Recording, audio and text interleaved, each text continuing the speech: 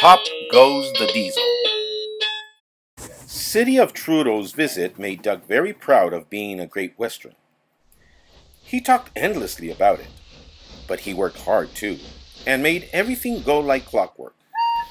The freight cars behaved well, the coaches were ready on time, and the passengers even stopped grumbling.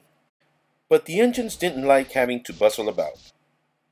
"There are two ways of doing this," Doug told them.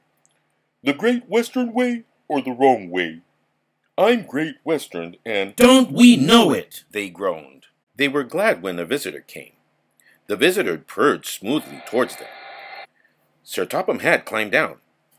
"Here is Diesel," he said. "I have agreed to give him a trial. He needs to learn. Please teach him, Duck." "Good morning," purred Diesel in an oily voice. "Pleased to meet you, Duck. Is that James and Henry? And Gordon, too? I'm delighted to meet such famous engines." And he purred towards them. The silly engines were flattered. "He has very good manners," they murmured. "We are pleased to have him in our yard." Duck had his doubts. "Come on," he said shortly. "Ah, yes," said Diesel. "The yard, of course. Excuse me, engines." And he purred after Duck talking hard. "Your worthy boss—" "Sir Topham Hatt to you," ordered Duck. Diesel looked hurt. "Your worthy Sir Topham Hatt thinks I need to learn. He is mistaken. We Diesels don't need to learn. We know everything. We come to a yard and improve it. We are revolutionary." "Oh," said Duck. "If you're thingummy, perhaps you would collect my freight cars while I fetch Gordon's coaches."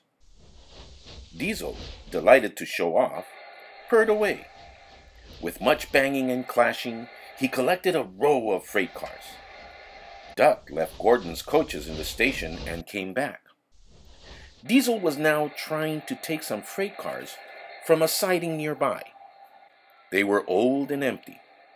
Clearly, they had not been touched for a long time.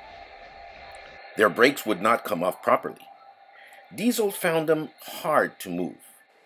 Pull, push, backwards, forwards. "Oh, oh," the freight cars groaned. "We can't! We won't!"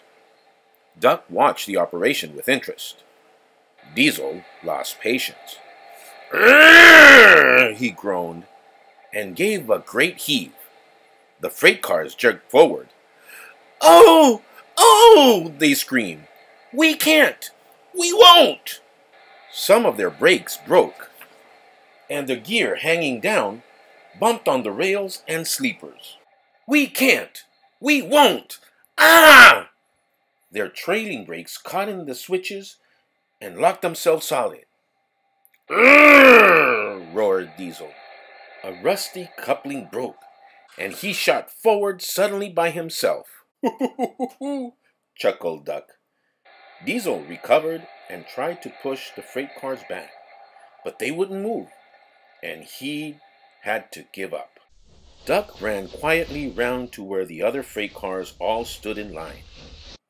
"Thank you for arranging these, Diesel," he said. "I must go."